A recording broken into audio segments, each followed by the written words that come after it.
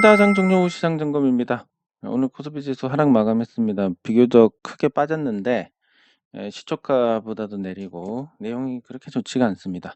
다만 이제 환율을 봤을 때 환율 동향을 보면 아주 뭐 크게 요동치고 그런 건 아니니까 조금의 어떤 위안을 삼을 수 있는데, 그래도 이제 1350원 80전, 그러니까 지금까지 중에 가장 높은 환율 수준입니다. 이게 코스피 지수하고 역동적 흐름을 보이니까 코스피는 사실 이 저점보다 내려가는 게 맞는데 내려가지 않았다라는 것은 이제 환율 효과에 의한 부분, 그러니까 원달러 환율이 절하가 되면서 달러 환산 지수로는 이미 이거보다 더 좋은, 내려간 이런 상황이니까 환율이 어느 정도 시장의 하방 경직성을 만들어 준다.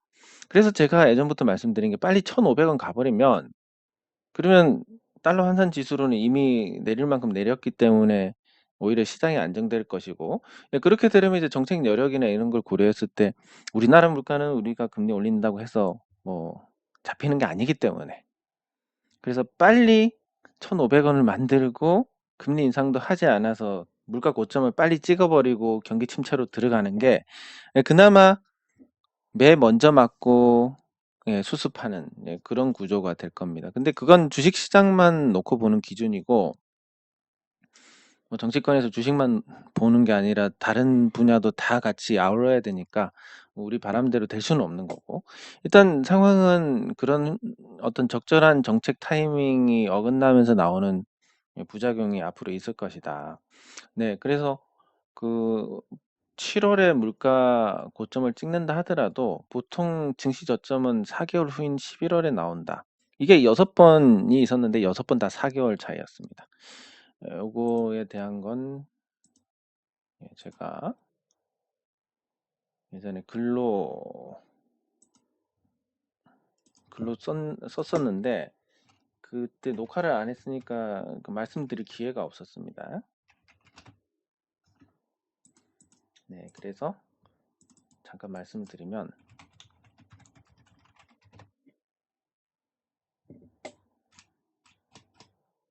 물가로 보는 이 저점에 대한 글을 한참은 아니고 한 2주 전에 썼었는데, 이제 통계를 내봤습니다. 이 통계를 내보니까 물가 이제, 그러니까 금리를 급등하는 이 기간 동안에 보면 한 7개월 정도 있었고, 금리 인상, 아니 물가가 오랜만에 하니까 입이 말을 안 듣는데, 다시 물가 상승률이 이제 7개월 동안 물가가 급등한 적이 있었습니다. 이때 당시에는 이제 IMF 구제금융 들어가던 시기였으니까. 그래서 5.8% 물가 상승률이 더 뛰었습니다. 3.7에서 9.5%까지 갔고, 증시 저점은 6월에 나왔습니다. 4개월 차이로. 그리고 2차 급등기에도 보면 27개월 동안 이 물가 상승세가 지속이 됐는데, 27개월 후에 정점을 찍고 5월 달이었습니다. 그리고 9월 달에 증시 저점이 나왔습니다. 똑같이 되라는 법은 없지만 요 5번에 걸쳐서, 그 4번에 걸쳐서, 그러니까 18개월 만에 또 물가가 급등을 했고, 그리고 나서 10월에 저점이 나왔습니다. 7월이고 10월. 그리고 2011년 8월이고 2011년 9월, 한 달 차이 이거는. 그리고 7월이고 8월에서 12월 사이에 저점이 나올 것이다. 과거 통계를 봤을 때 뭐 요렇게 이제 된 내용입니다. 근데 이거가 이제 과거에 그랬기 때문에 그랬다라는 개념보다는, 금리 인상, 물가 때문에 금리 인상을 하고 금리 인상에 대한 효과가 한 6개월 정도 시간차를 두고 나오기 때문에 나타나는 현상이다. 그래서 3월에 금리 인상 본격적으로 하기 시작했으니까 실질적으로 그 효과는 9월 정도에 나올 것이고, 그러면 9월, 10월 이렇게 좋지 않다 한 11월 정도 저점이 나오지 않을까, 요렇게 보는 겁니다. 그리고 뭐 과거 통계를 봤을 때는 이 7월에 저점을 깨는 형태로 가게 될 것이다. 통계대로 가라는 법은 없지만 일단 그 틀에서 이 통계에 비해서 좋은 게 있는지 나쁜 게 있는지를 따져봐야 될 것 같습니다. 그러면 현재 투자 심리로 보면 그렇습니다. 자, 즉 가상화폐 쪽은 최근에 이 주변 분들이 제일 정확합니다.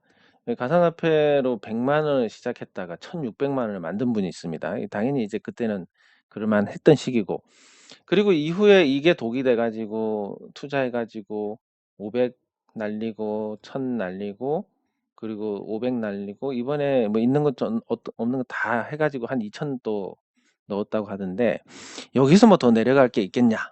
하는 마음으로 요걸 들어갔다고 합니다.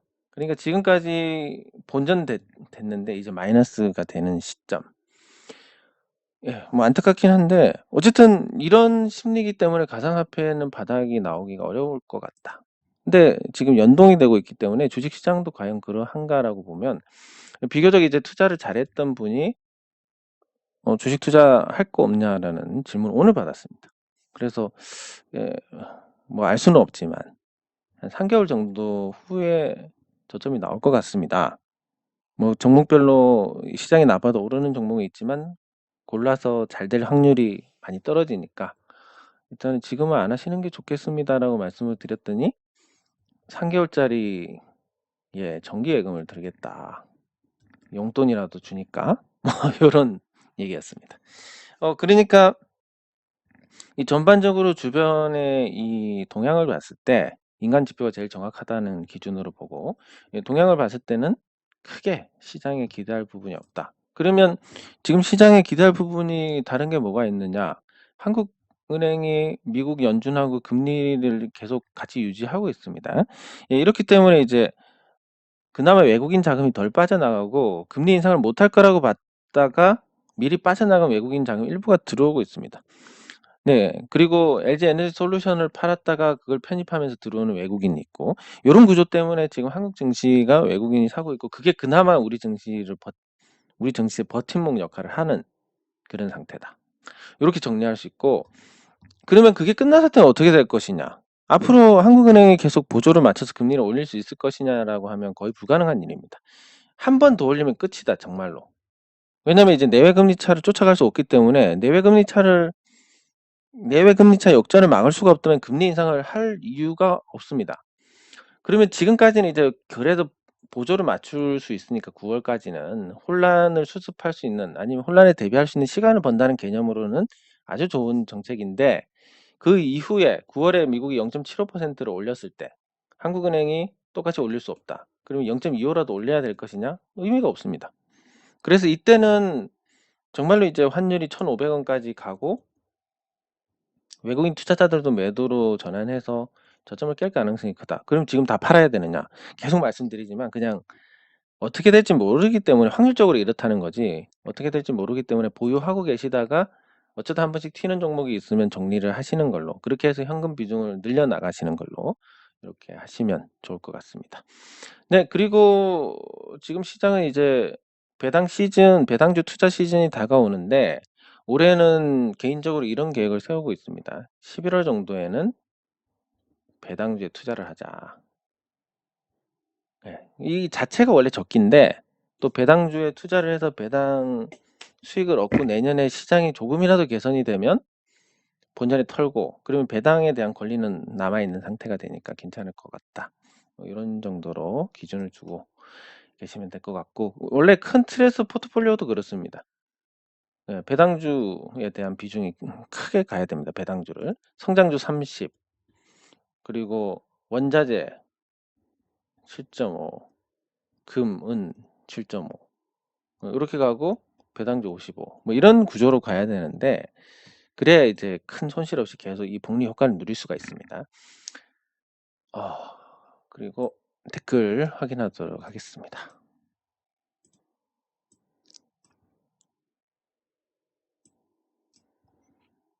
예, 감사합니다. 예, 그동안 정말 정신이 없이 바빴는데 그렇게 보내니까 또 물론 건강에 해가 될 정도로 그렇게 하진 않습니다. 건강에 해가 될 정도는 아니고 뭐 잘 거 다 자고 밥 먹을 거 다 먹으면서 나머지 시간을 알차게 보냈다 이런 정도. 예, 그래서 어쨌든 많은 일들을 처리했고 만족스러운 상태입니다. 감사합니다. 예. 힘든 거 없었습니다. 재밌어서 하는 일이니까 힘든 건 없는데 마음이 좀 급했습니다. 이 하루하루가 돈이니까. 제 일당은 15만 원밖에 안 되지만 제 일당은 15만 원이지만 제가 서둘러 가지고 잘 되면 돈 차이가 꽤 났습니다. 한 6억 정도 차이가 났습니다. 빨리 하는 거랑 늦게 하는 거랑. 예, 그래서 조금 마음이 급했다라는 부분은 있습니다. 네, 감사합니다.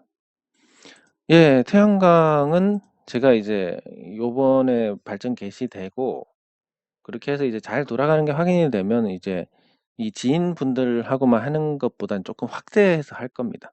물론 여기서는 이제 제가 투명하게 공개를 하고 요 마진을 적절한 마진을 붙이는 걸로. 왜냐면 이제 마진이 없으니까 변수가 생길 때마다 이거 이 돈을 더 받는 이 절차를 해야 된다는 게 너무 좀 힘들고 물론 또 만족도가 떨어지게 됩니다. 이게 예를 들어서 뭐 100원에 사기로 했는데 이렇게 저렇게 하다 보니까 120원이 됐어요.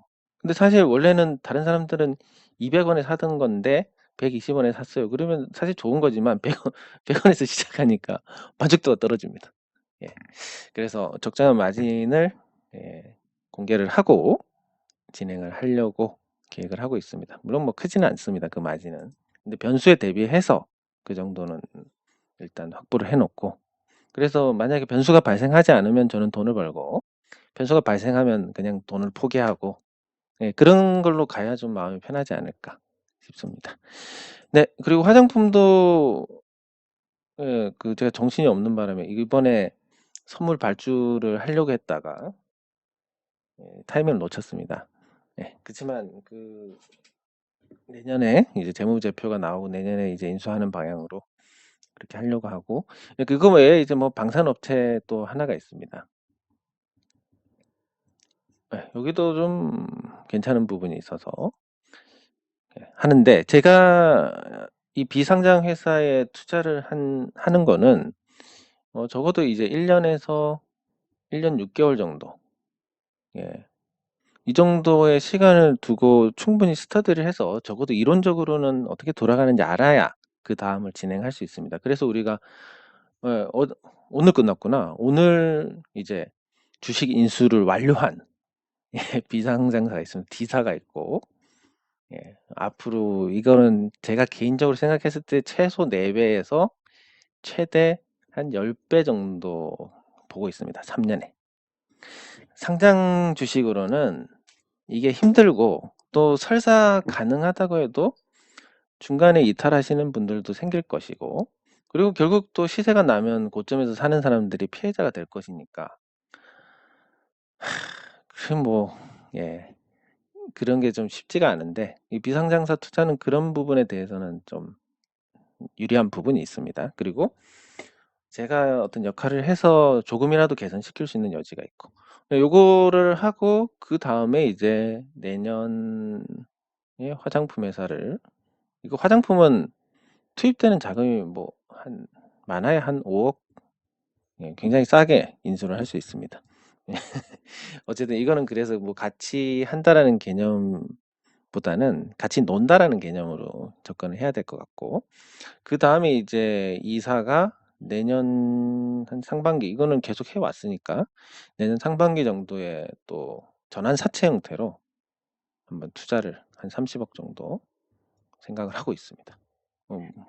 그리고 그 다음에 이 방산업체가 내년 하반기 정도 지금부터 스터디를 하면 내년 말 정도에는 또 인수를 할 수 있을 것이다. 이것도 한 30억 정도 하면 좋지 않을까. 그리고 그 사이에 투자했던 그 금액이 삭삭 들어올 거니까 복리 효과도 누릴 수 있을 것이고 뭐 이런 계획입니다. 그래서 앞으로는 조금 더 저변을 확대하고 그 추석 지나고 나서 이제 밴드를 개설을 할 겁니다.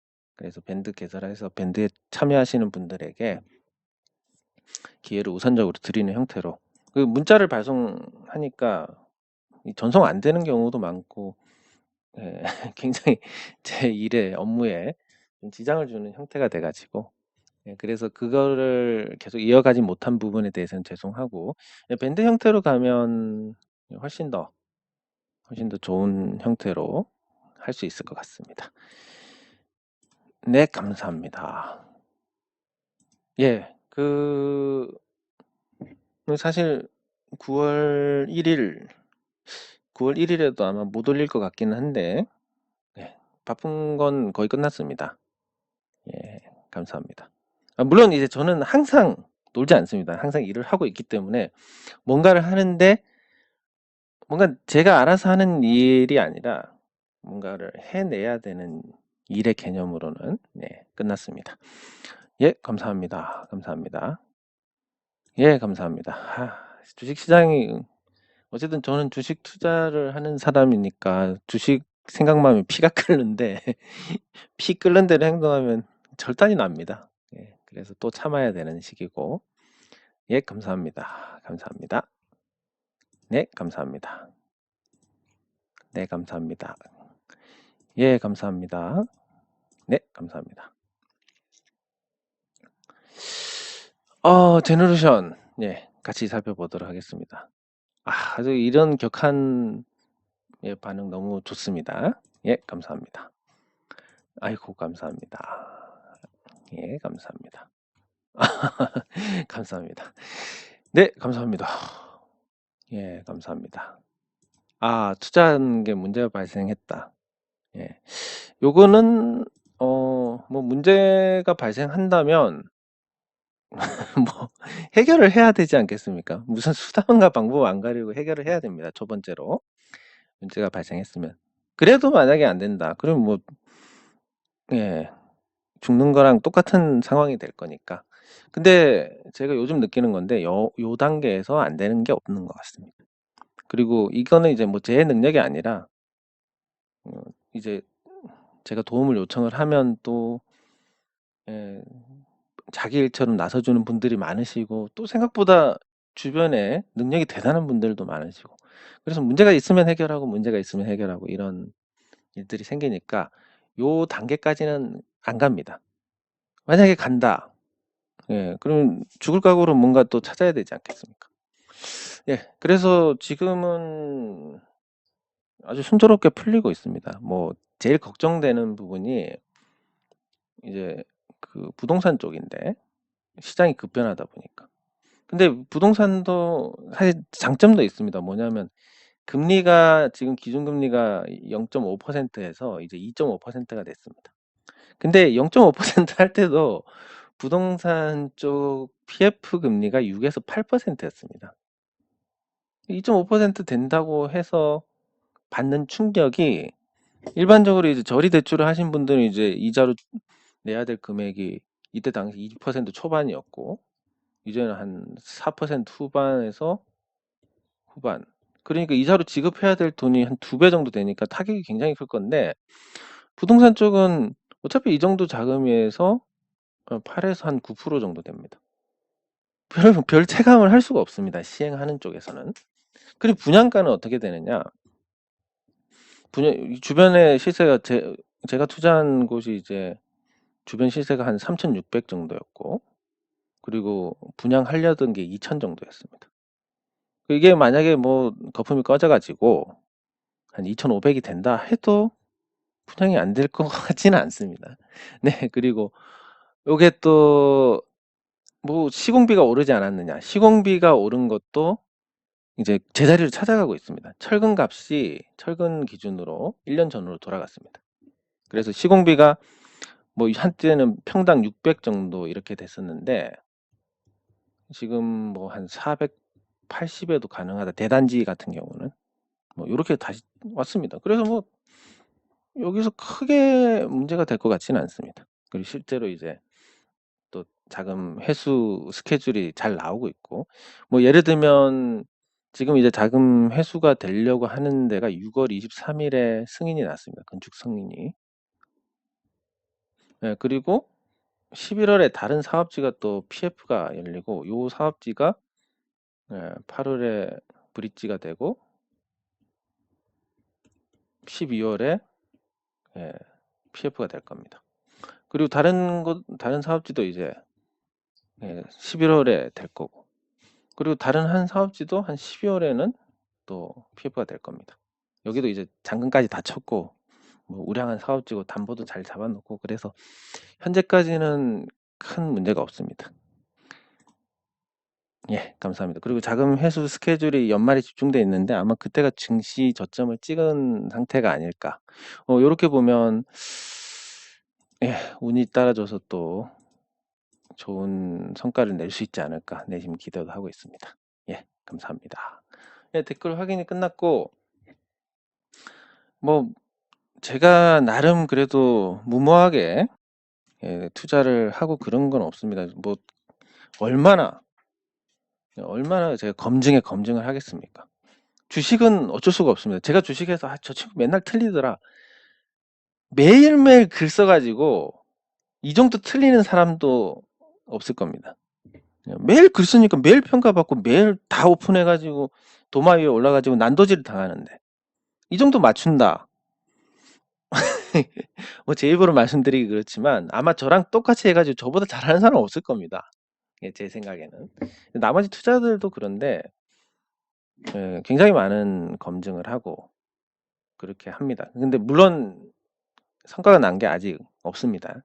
겨우 뭐 원금 돌려받고 수익에 대한 채권이 남아있는 그런 상태로 가서 이제 연말 정도 되면 확실하게 그런 성과가 날 텐데 그래도 주식시장에 가만히 있었으면 한 마이너스 3, 40%가 됐을 게 그래도 플러스가 그 정도 될 거니까 그 이상이 될 거니까 그래서 참 개인적으로는 이제 그렇게만 되면 참 좋을 것 같다. 그러면서 이제 시장이 나쁜 시기에 이 태양광에서 이 현금 파이프라인이 만들어진다면 그래서 이것도 예, 많은 분들이 도와주셔가지고 이 태양광 같은 경우는 알려진 것과 많이 다르게 대출이 안 됩니다. 이걸 또 예, 덕분에 뚫어가지고 또 도움을 주신 분이 계셔서 뚫어서 물론 이제 우리 자금이 다 들어가고 그 다음에 이제 대출을 받는 구조긴 한데 어쨌든 이렇게 해가지고 대출 받아서 회수하고 또 들어가서 회수하고 또 들어가서 회수하고 이런 구조로 가서 한 2, 3년 안에 한 500kW 정도의 태양광 발전소를 가지게 된다면 사실상 경제적 자유인에 도달을 하게 됩니다. 그러면서도 대출로 인해서 자금을 회수해서 투자금 그대로 있다. 그러면 한 2, 3년 정도 지나면 이제 주식시장에 큰 기회가 올 겁니다. 경기 침체 이후에 매수하는 것은 호흡만 길게 가져가면 10배짜리가 속출합니다. 그러면 이걸 갖고 있는 상태에서 이 투자금을 갖고 좋은 종목을 사서 길게 가져가는 것도 훨씬 쉬워질 거고 결국은 심리니까. 그러면 저하고 함께 하신 분들이 경제적 자유인에 도달하는 성공을 한다. 물론 자기 자신이 성공하는 건 뭐 사례가 많을 겁니다. 로또 복권도 매주 당첨자가 나오니까 1000만 명 주식 투자하는데 그런 사람이 없겠습니까? 근데 많은 사람들을 함께 거기까지 도달하게 해준 사람은 없을 것이다. 그러면 이제 그런 생각을 하게 됩니다. 뭐 정치인들 중에서 저보다 잘난 분들 너무너무 많을 겁니다. 근데 과연 그분들 중에서 남을 위해서 뭔가 해본 적이 있느냐? 예? 없을 겁니다. 그런 점에서 나름의 자부심을 예, 가질 수 있게 되지 않을까. 예, 그 시점이 되면 이렇게 생각을 하고 있습니다. 어쨌든 예, 주식시장은 경기 침체로 가서 그때 좋은 종목을 경기 회복까지 긴 호흡으로 가져가면 큰 기회가 있을 것이다. 저는 이제 그 이전에는 이랬습니다. 주가가 상승하고 호흡을 가다듬고 한 파동이 더 있을 것이라고 봤는데 여기서 한 파동이 더 있을 거라는 기준을 깨버렸습니다. 지금 현재는. 깼기 때문에 여기서 뭐 다시 파동이 살아난다? 불가능하다고 봅니다. 왜냐하면 들어와야 되는 돈의 차이가 어마어마하게 크기 때문에 여기서 이렇게 가는 경우는 유동성이 그렇게 공급되지 않아도 되지만 여기서 가는 경우는 지금 주식시장에 채권부터 해서 부동산 자금까지 다 몰려 들어와도 될까 말까입니다. 근데 오히려 유동성이 빠지고 있습니다. 예금 시장으로.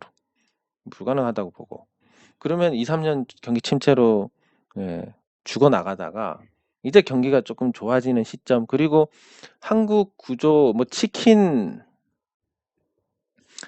관련된 논란 같은 경우도 그렇게 보셔야 될 것 같습니다. 이게 사실은 이 80엔 햄버거하고 똑같은 현상입니다. 일본 장기 불황 초입에 그때 당시 이제 천냥백화점 백엔샵이 있었습니다. 한국에 그게 제가 어릴 때 천양백화점이 들어와서 전부 1,000원짜리다라고 해가지고 저 신기해서 그 가게에 들어갔는데 한국에서는 그게 망했습니다. 일본에서는 흥했고. 왜냐면 이제 한국은 그 당시만 해도 이제 구매력이 왕성해지는 시기, 인구 효과도 보고, 그리고 경제 성장이 본격화되면서, 경제 성장의 과실이 본격화되면서, 그 소비가 구매력이 왕성하게 높아지는 시기였기 때문에 이 천양백화점이 실패를 했고, 일본은 백엔샵이 성공을 했는데, 80엔 햄버거나 지금 치킨 대란이나 비슷한 현상입니다. 결국은 한국은 장기 불황으로 갈 수밖에 없을 것이고, 그러면 2024년이면 제로금리 가야 됩니다. 그래서 부동산에 지금 이자 부담이 커지고 힘들어 하시는 분들도 한 1, 2년만 참으시면 지금보다 나은 상태가 될 겁니다. 우리 부동산 거품이 많이 안 꼈으니까. 일본은 120% 정도 대출을 해줬습니다.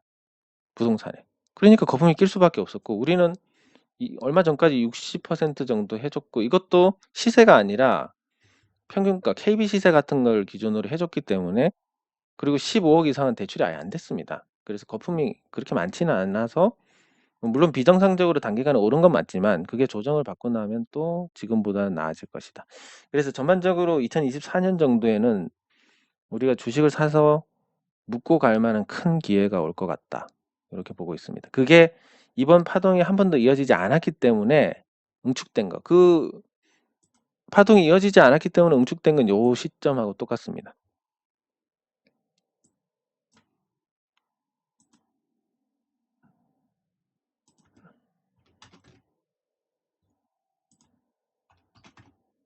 언제랑 똑같으냐면 9.11 테러가 있었을 때 9.11 테러가 있어서 올라갔다가 금방 꺼지면서 요때 파동이 일어날 게 안 일어나고 죽고 내려왔습니다. 그래서 이 경기 침체 바닥인 요때 지수 500에서 2000까지 4년간 대세 상승장이 있었습니다. 요 시기가 아마 재현될 가능성이 크다. 요 내후년 정도에. 예, 그래서 조금 주식시장에 희망을 가지되, 그때까지 우리가 종목에 물려가지고 1년이고 2년이고 계속 마이너스만 보고 있다. 얼마나 지치겠습니까?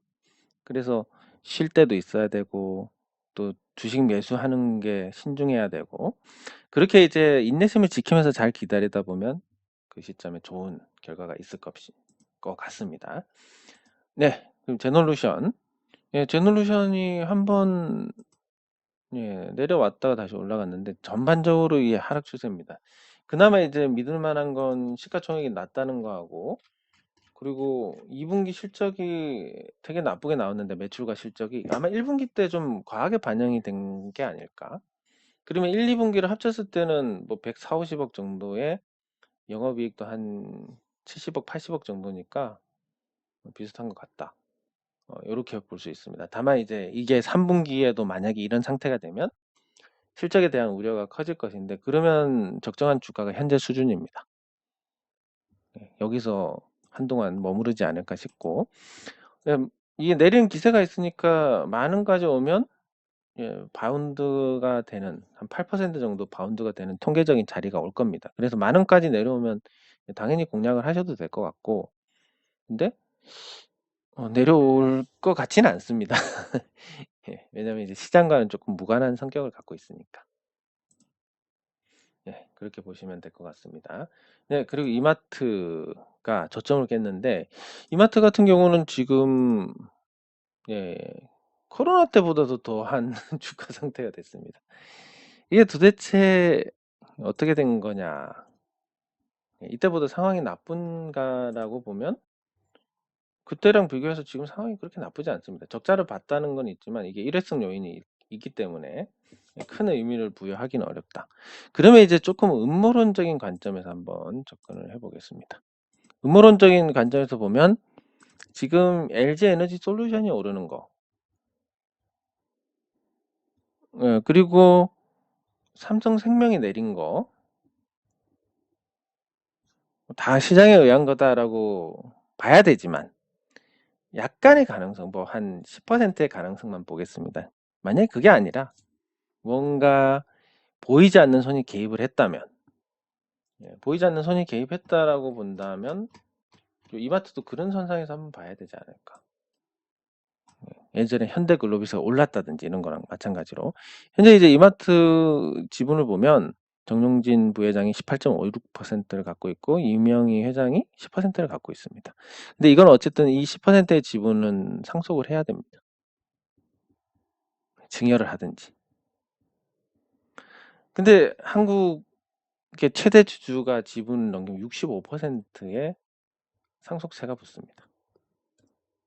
그리고 이마트가 현재 기준으로 자산가치 기준으로 적정한 주가가 한 40만 원 정도 됩니다.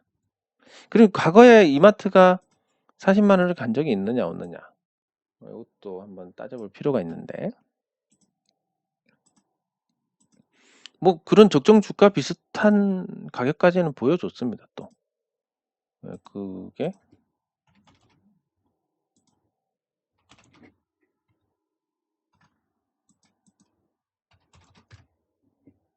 데이터가 없나? 예, 그게 이제 지금 이렇게 저기 코로나19 때 충격보다도 더 나쁜 주가가 지금 형성이 되어 있는데 만약에 상속을 목적으로 한다면 괜찮은 전략인 것 같습니다. 상속으로 보면 10% 지분을 갖고 있습니다. 그러면 현재 시가총액 기준으로 2,695억입니다. 이걸 상속을 해주면 상속세가 50%니까 이 지분을 고스란히 준다 그러면 상속세가 한 2,700억 정도.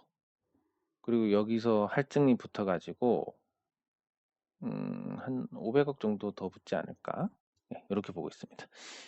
근데 그 이마트가 만약에 적정한 주가다라고 하면 이 금액이 못해도 이제 10조 원 이상일 것이고 자산 가치만 이렇게 되니까 그러면 1조 원 이상의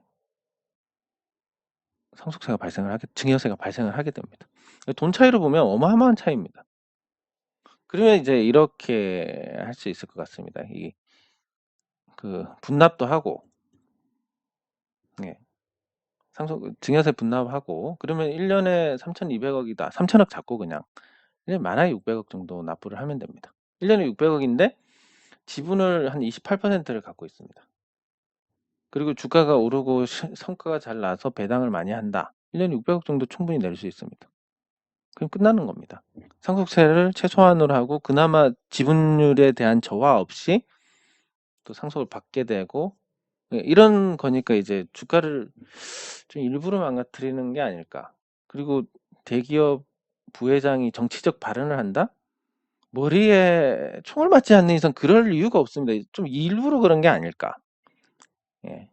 정치 성향이 어떤지는 모르겠지만 주가를 망가뜨리기 위해서 일부러 그런 건 아닐까. 예.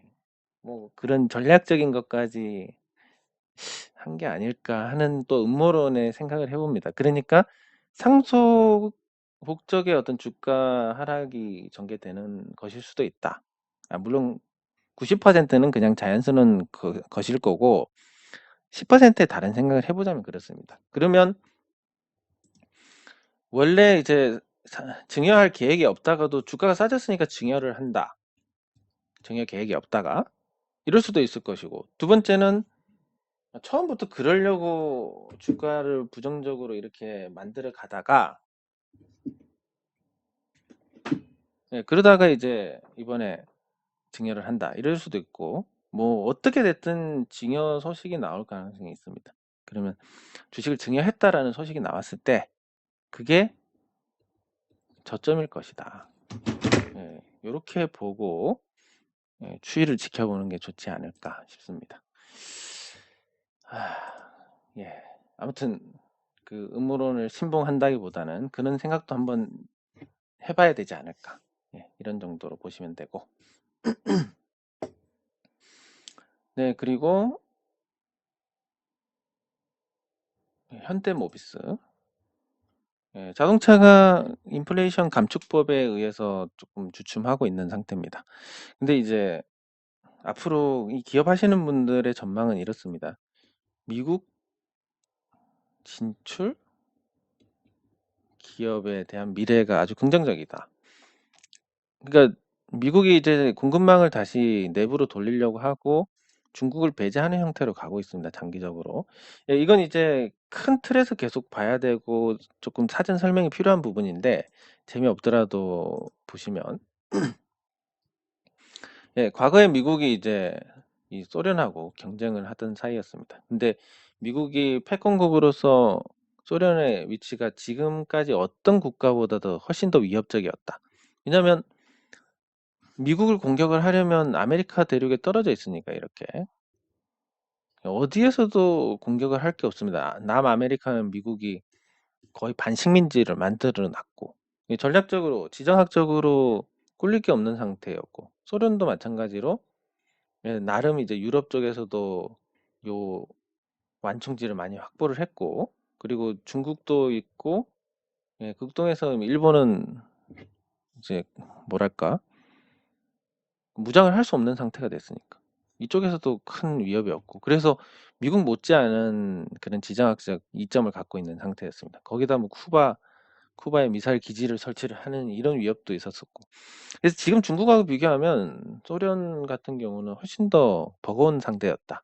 그래서 미국이 이 소련을 견제하기 위해서 중국 개방으로 가게 되는데 이 중국에 대해서 결국 이 자본주의의 어떤 문물을 보여주면 중국이 자연스럽게 체제가 깨지지 않을까에 대한 기대도 있었습니다. 예, 근데 중국은 예전에 한번 설명드렸듯이 이 시장을 세장 안에 가둬놓고 우리가 통제를 하면 되지 않겠냐. 예, 요런 주의로 갖고 실제 시장을 통제하는 데 성공을 해 버렸습니다. 그러니까 자본주의의 어떤 단물만 빨아먹고 예, 미국이 기대했던 그런 체제의 변화는 없었고 그게 이제 실패로 확정이 났기 때문에 예, 더 이상 이제 중국하고 이런 경제적 교류를 계속할 수가 없다. 뭐 요런 결론에서 이제 분리가 되어가는 과정이라고 보시면 될 것 같습니다. 이런 배경에서 이제 미국에 공장을 짓는 업체들은 이전과 비교했을 때 훨씬 더 안정적이고 나은 매출을 기대를 할 수 있을 것인데 그게 지금 적극적으로 하는 게 하나솔루션 같은 경우 예, 국내 공장이 3기가와트인데 생산 능력이 9기가와트짜리 공장을 미국에 짓게 됩니다. 그리고 현대차도 전기차 전용 공장을 미국에 지을 것이고 예, 그리고 국내 기업들 다수 삼성전자도 반도체 공장을 미국에 지을 것이고 예, 이런 식으로 이제 미국 투자를 확대를 하는 그러니까 시류에 잘 맞춰가는 그런 모습이라고 볼 수 있습니다. 그래서 현대모비스도 그 과정에서 수혜를 볼 수 있지 않을까 예, 그런 기대를 하게 되는데 그게 기대가 당장은 인플레이션 감축법 때문에 현대모비스가 양산하는 제품에서 판로가 조금 위축이 될 수 있다라는 거 하나. 그리고 두 번째는 유럽에서 이제 이 아리백을 강제하게 된다면 이 아리백을 강제했을 때 유럽에서 유럽 수출하는 부분에서도 조금 예, 이전과 비교해서 장벽이 있게 됩니다. 그러면 더더욱 이제 현지화가 관건이 되는데 그 다행스럽게도 현대모비스는 중국의 비중이 그렇게 크지가 않고 예, 다양한 이제 생산 기지도 갖고 있고 그리고 현대차에서 다양한 지역에 수요가 있을 것이기 때문에 현대모비스에 대한 전망은 예, 굉장히 나쁘지 않다. 근데 시장이 나쁘고 그 영향을 받는 입장이다 보니까 재미없는 흐름이지만 그래도 저점 깨지 않고 잘 버티고 있으니까 시장하고 같이 가는 것보다는 조금 나은 흐름을 시장보다는 나은 흐름을 기대할 수 있지 않을까 이렇게 볼 수 있습니다. 네, 장 종료 후 시장 점검은 여기서 마치도록 하겠습니다. 수고하셨습니다.